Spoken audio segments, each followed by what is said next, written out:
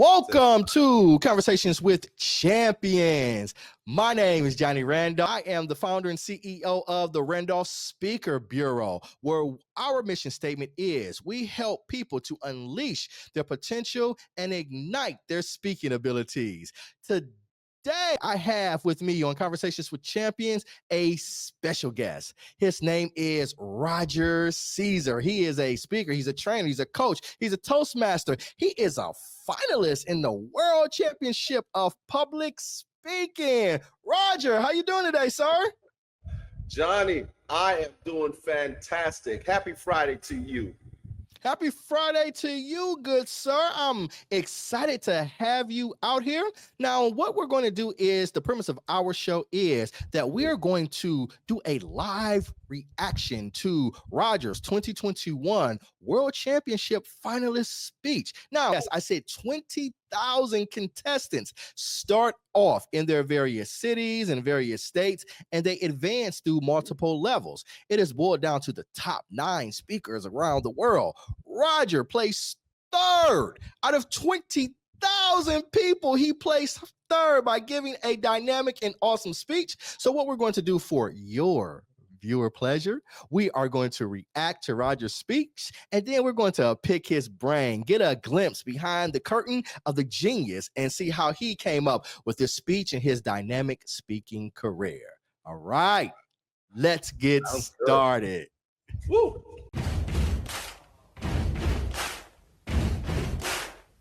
Johnny speaks, reeling in, truth and heart with the brilliant grin.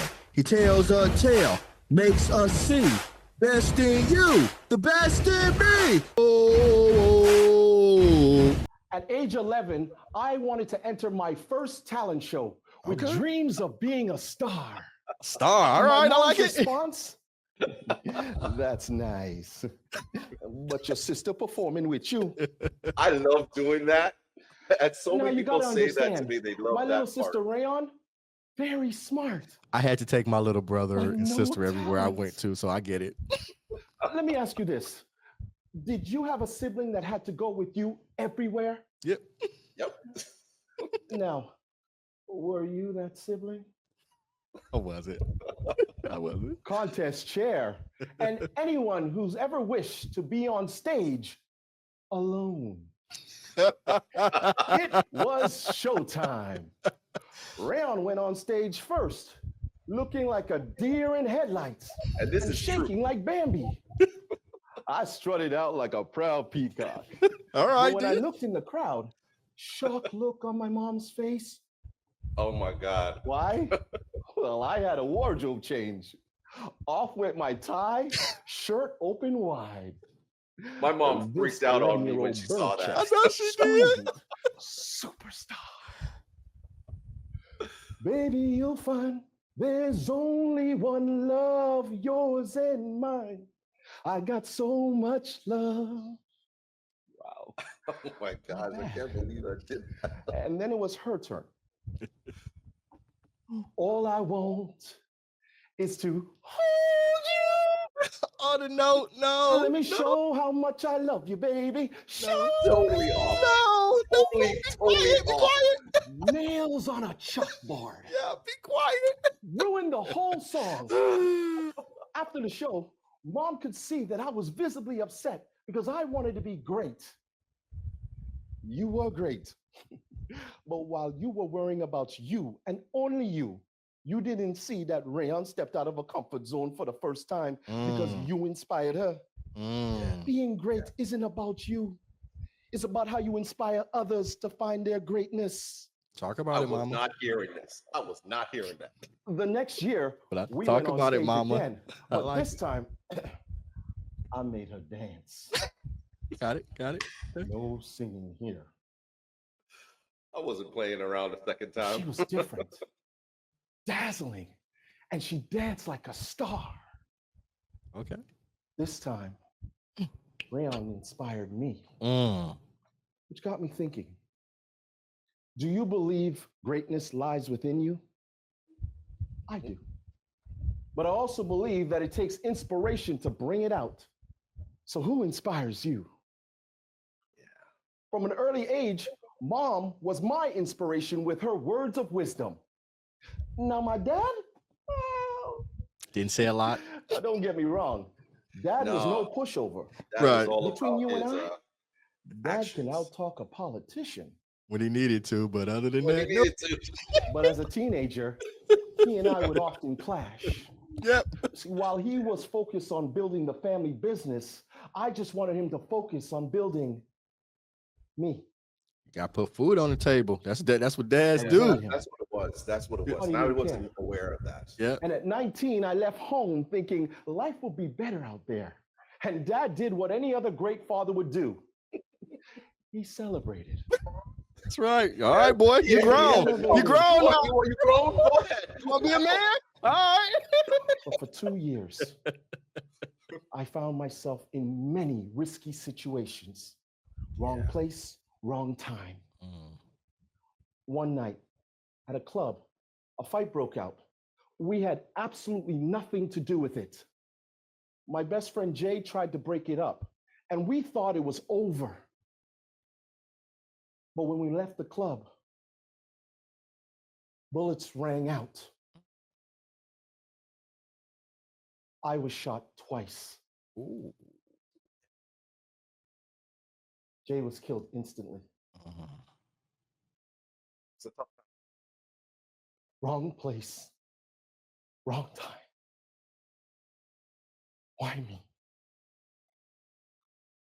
All I wanted was to go home. But how could I face Dad knowing that I failed being on my own? But with outstretched arms, no words, my father welcomed me home. Here I was, trying not to be him, that I didn't see his great qualities: perseverance, persistence, patience. Dad led by example and inspired me to do the same. See, what I learned was that Dad wasn't just building a business. Yep. He was building a legacy that I was too blind to see. Yeah. Hello? Have you ever been too blind to see who inspires you? Right. Sometimes that happens. My right? mother always said, being great Yeah. isn't about you. It's not about. Yeah. It's about how you inspire others to find their greatness. And that's And what she Dad was couldn't out be there more doing. right. Yep. And Dad taught me that even in the strength of silence, your actions can speak volumes. Today, my sister performs on a different stage as a politician, a business owner, and she can outtalk Dad from screechy to preachy. And the best part is, she stopped singing, but she never stopped inspiring me. Oh my God. I love my sister. And I have taken over the family business, but every once in a while, Dad still sticks his head in and act like he's in charge. So I do what any I great got it, son Dad. would do. I fired him. Right. I got it, Dad. I get it. No, But you can't fire him because I he's coming back the retired next him. day. To enjoy the legacy he built. You have the power to inspire others through your words and actions. Greatness does lie within you. And if I could do it all over again, today I would say, Rayon, come up on stage with me. And you, come join us. So together we could put on the performance of a lifetime to inspire others to find their greatness and become superstars. Yes, sir. Oh man. I gotta tell you, Johnny, just looking at it again, I love it. I love it. I there's a part of me that has always been very critical on everything that I do. And I really have a hard time looking back at some of my performances, not from the perspective that they were bad or anything like that, but I'm always critiquing. And I've got to tell you, this run in 2021, both speeches, the semifinal and the final speech, I absolutely enjoyed. I could see that. And I recently read something, and I can't recall who it was. They said, and this really struck me because I think we're all overcritical of ourselves and our performances as we go back and we watch. He said, you're supposed to be, because that's showing your growth. You're getting better each time that you perform. So you see the progress that you made in a month, 2 months, a year, and and you go back and you like, oh, it wasn't bad per se, but you're growing. And if you ever get to the point where you look back and you don't feel like that, you stop growing and you need to do something different. I literally just did a post all about that. And I said, if you're not learning, you stop growing, right? So it's funny that you just said that because I literally did that a couple days ago. But when I look back at this speech, Johnny, the one thing that I say to people is, if there's anything that maybe could have been possibly different, was the fact that I went number one in that finals. I spoke first. So for me, when I look back at that speech, maybe I could have toned down the beginning of the speech. But at the same time, my thought process in that moment was, okay, you've been to the World Championship of Public Speaking 3 times before. This is your fourth time. And finally, you make it to the final stage and you have to go first. Right? So I said to myself, look, I've got to be like that jackrabbit. I've got to go out and let them chase me and see what Yeah, happens. and So set the that was tone. what Yeah. my mentality was to come out with a bang and really put the energy out there right away so that, my speech would still be in the minds of the judges when it was all said and done. Wherever I would have landed, that was my whole purpose, And right? yeah. And see, I thought it went really well with the high energy, because you Mm. can't come out saying you want to be a star in a mild Yeah. tone. I gave my pal talent show. I mean, you're literally out here as a teenager taking off your shirt at a talent show with a backup singer. There's no humility in that. You can't come out there just being, even in your. So we always talk about be conversational whenever you Mhm. speak. You can't be conversational when you're on the stage performing, trying No, to be a star with no shirt and backup singers. You got to man, be all in. man. That's you're Yeah, all in, or exactly, it's nothing. Just leave it alone. exactly. So I I thought it fit the tone. For me, I thought it Yeah. fit the tone. Maybe people had Well, thoughts not about now, it. not now. Like, I mean, at the time, I was fine with it. I loved it and everything. But I always say that maybe if I had been the fifth or the sixth speaker and I'd seen a few of the others before, would that have changed the way I would have approached that beginning? Right? That's where I look at it from. But to sit there right now and look at it again, I love it. Speaking from a lot of people, it terrifies them. They don't want to do it. What got you into even aspiring to want to be a speaker? Well, the crazy thing is, again, part of that story is literally how it all happened. Took over the family business.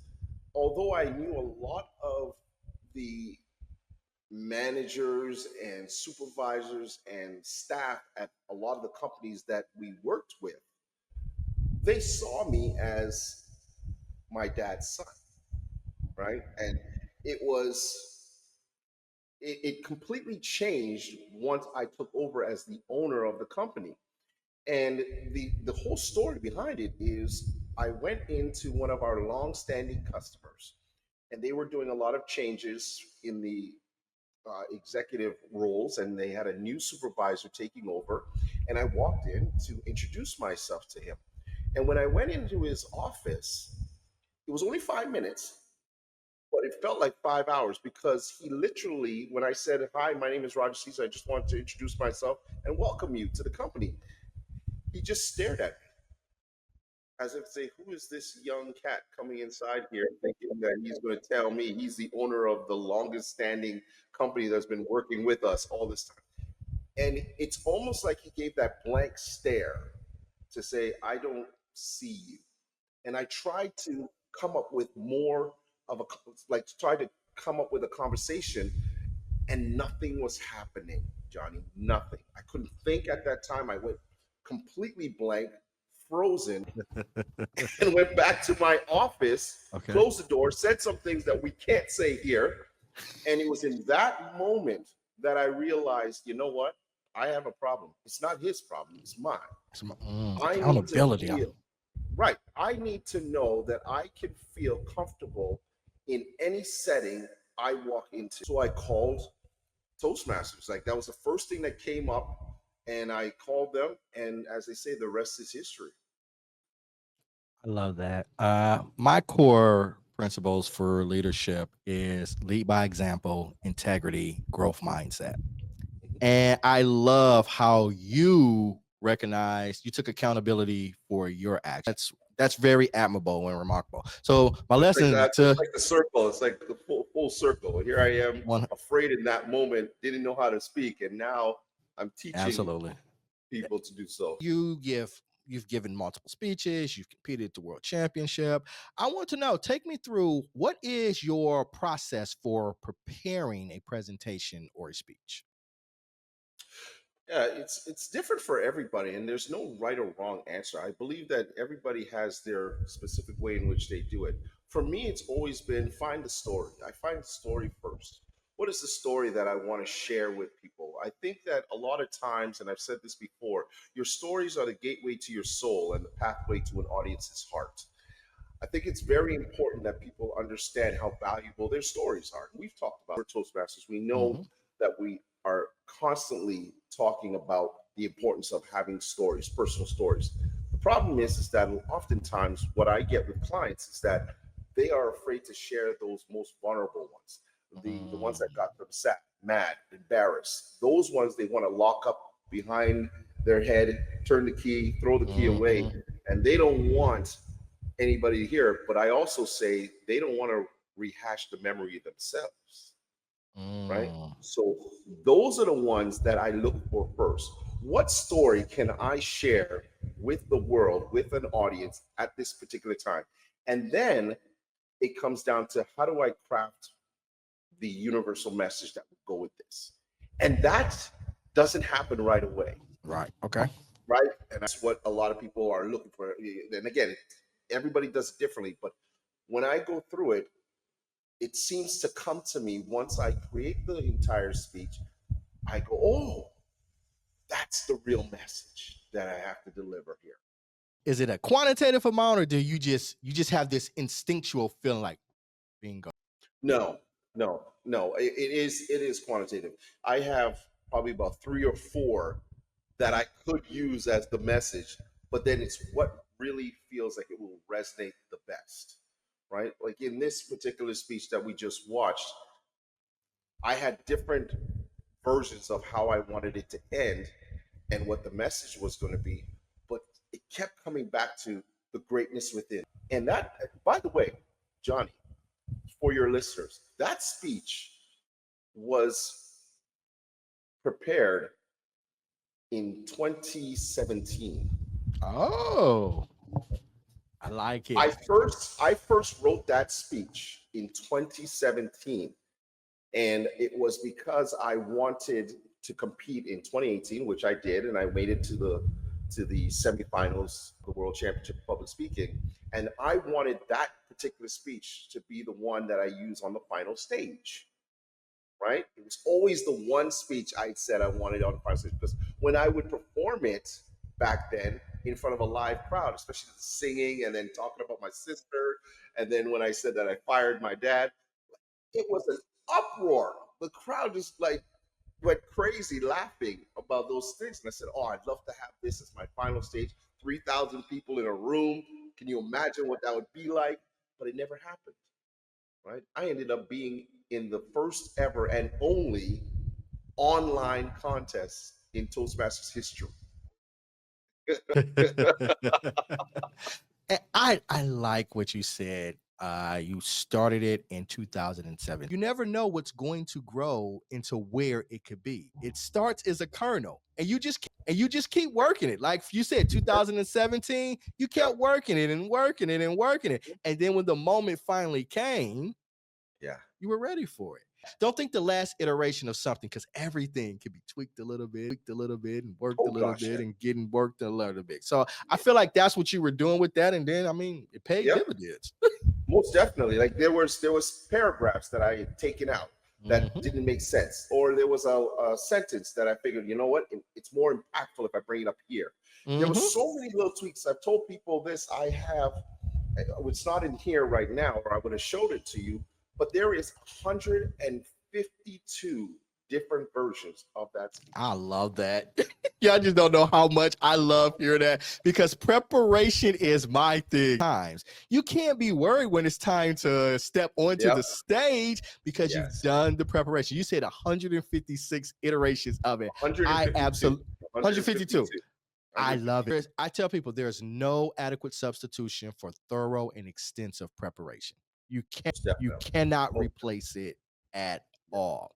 Okay, well, most Roger, definitely. you talked a little bit about performing in the international speech contest or the virtual stage. Now, prior to that, you were probably accustomed to speaking in front of a live audience. And I Mhm. know in 2021, the world, let's just say, was in complete chaos, right? We didn't know where we were Yeah. going to go. We didn't know when we were going to get out, but Yes. we transitioned to a virtual environment. Mhm. Mhm. What was the biggest challenge or lesson learned from going exclusively to being in person to this sort of online format that we had to go through? Oh man. Anyone who knows me knows I love the crowd, Mm, right? Knows that I love the crowd. Uh, as a growing up, I ran track and field, okay. and at a high level, and I played a lot of sports. And so for me, being in front of large audiences didn't scare me. It Mm, actually motivated you, gave you brought that that energy. energy up, brought that Mhm. energy up for me, enjoyed that. So when I would perform in Toastmasters, like I said, it was more about when I first joined, it was more about one on one or in a small group setting. Did I get nervous speaking to people there? Not in big crowds. So speaking in front of the big audiences was wonderful. That instantaneous gratification that you got when you would land a joke or there was an emotional moment that you were sharing, and you could look into someone's eyes and see whether it was joy or sadness, and you can relate or connect with them.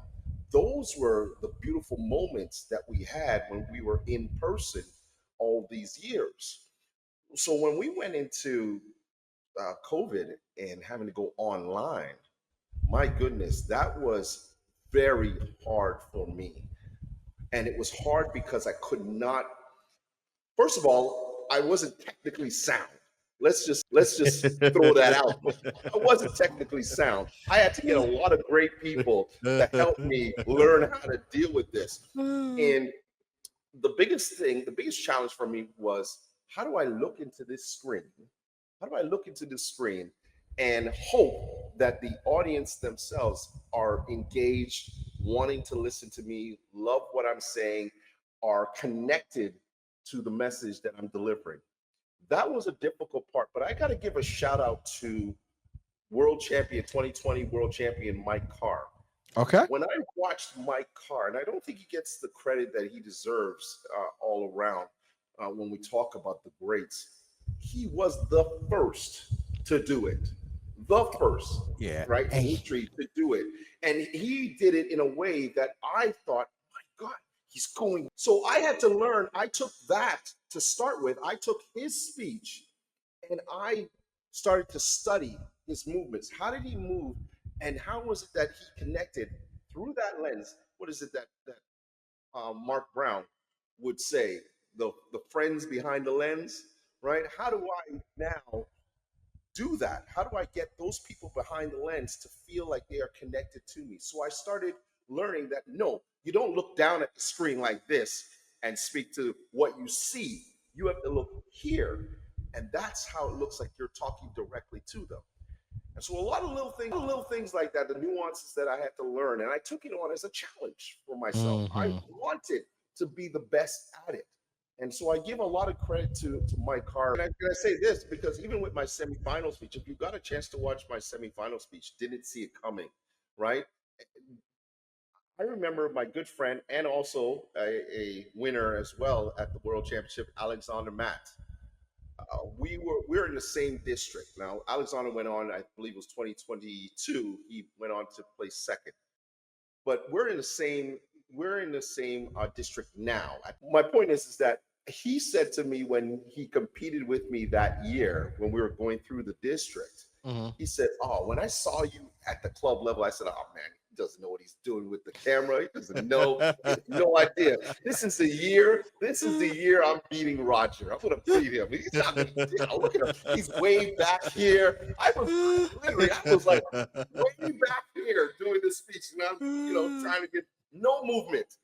So when it came to the finals, I had really studied a lot and learned about it.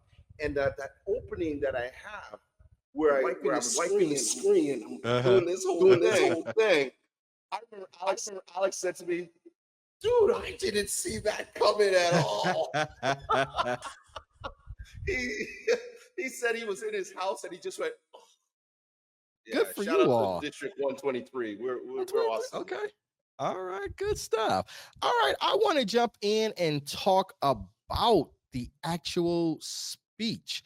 So, Mhm. with this speech, where did you start? Did you start with the message? Did you know which direction that you wanted to go? Take me through that process. Yeah, for sure. The funny thing is that I had a conversation with my mom, and that's where it all started. We were laughing and we were reminiscing about some of the crazy things that we had done as children. And Mm-hmm. she reminded me about that event Mm. of going on that stage and performing with my sister. And she said, boy, I tell you, boy, I could have rapped you with that one when you went up on stage like that. It was crazy. Like, that's how it was back then, the conversations they would have. And I said, you know what? That would be a really funny speech. Mm-hmm. And so I started it with that story. So I said to myself, okay, well, how can I take that and create something with it?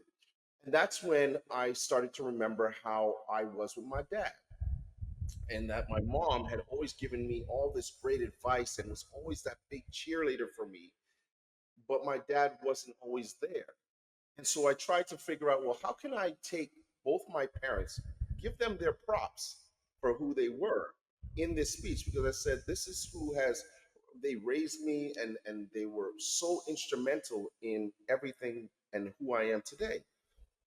But I wanted to also have the contrast and have people understand, given how what I've learned in Toastmasters, to give that contrast of, hey, wasn't the best thing that happened with me with my dad.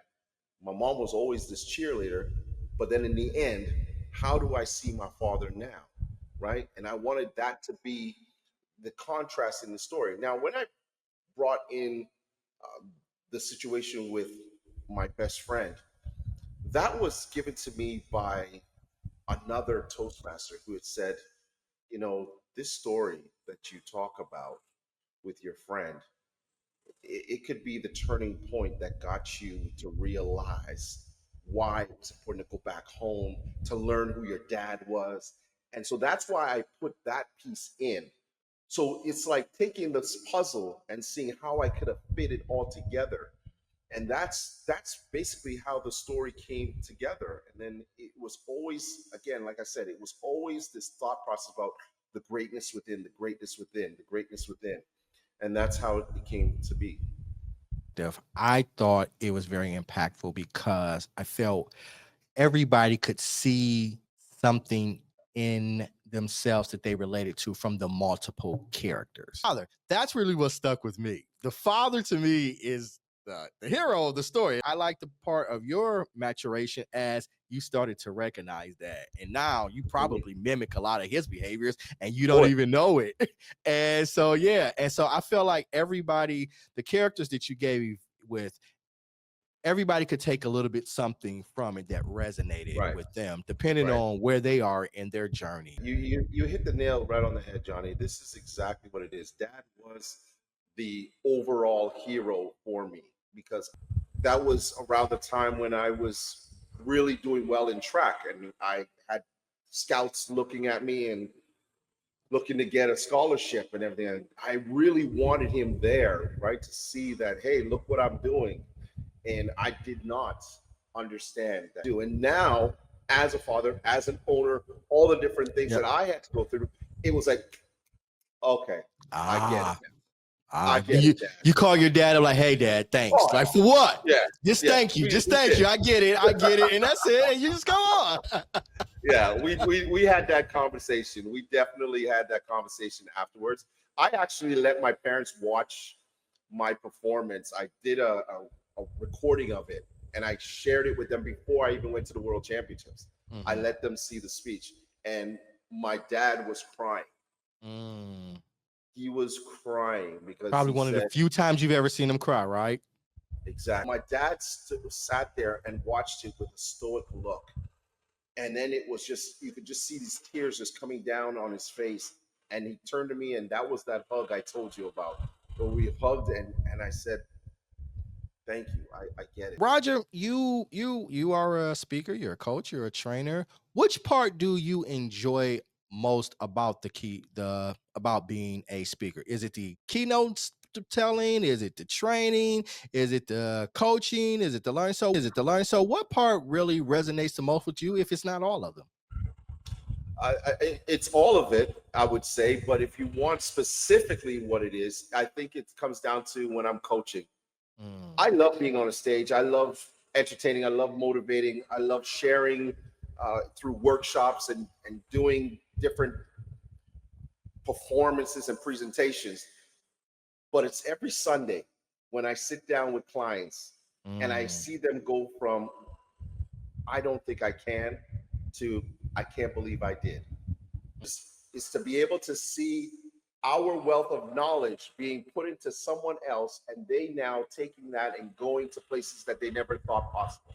You love the audience, you love the energy you got. Then you had to make the transition to being a virtual environment. Then we've come out of the pandemic. So what what remained from that experience to help you enhance or sustain your strong speaking skills? Oh, I still continue to see or visit places online all over the Mhm. world. So I kept that part of me, and I still do it to this day. I still speak in different places around the world where it's virtual, and I continue to work and hone that craft because I think it Mm. was important. At the time when it happened, I wanted so badly to get out of it. But then once I started to challenge myself and get better at it, I truly wanted to keep it as a strength for me, Mm. to keep using it and learning it and being able to adopt it to my everyday That growth. processes. Again, it's that growth mindset. Like every day we need to get out there and grow. All right. Most Well, definitely. Roger, this has been an amazing experience. Thank you so much for You're sharing your welcome. insights and your intelligence and your experience with the conversations with champions. I know that my audience is going to benefit tremendously from this. Please tell the people where they can find you. You can get me on LinkedIn as well as Instagram and Facebook. My Instagram handle is Caesar.empire, and you can get me on Facebook. And of course, if you want to connect with me, I have my book. I want to even give that shout Show out. it. I That's just right. came out Talk with about it. my Speak to Inspire with a fellow Toastmaster, Victorious Sokolova. Her and I came up with this book to help speakers to learn how to get to the world stage and TEDx and different tips. Very, very good book that we came out with. Very easy tips and tricks so that you can learn how to be impactful as speakers. But as well, you can reach me at my website at rogercaesar.com. Yes, You we can can get it get on the book Amazon. on Amazon. I apologize. You can get the book on Amazon. Woo! Hey, no.